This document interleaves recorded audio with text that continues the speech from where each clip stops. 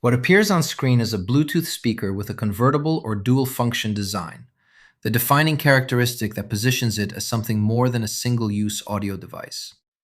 The Cyboris 2-in-1 speaker seems to offer either a detachable component, a table lamp function, or a secondary audio mode that extends its utility beyond pure speaker use.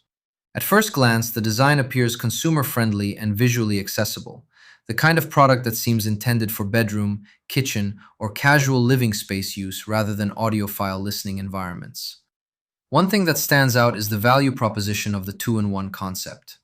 Combining two functions in one device can appeal to users with limited desk or shelf space who want consolidated utility without purchasing separate products. Moving on to sound quality, at this category and price tier, the output typically delivers adequate volume for a small room with a warm, consumer-oriented tuning. Bass depth appears limited by the physical cabinet size, and stereo separation may depend on whether both units are actively paired or used independently.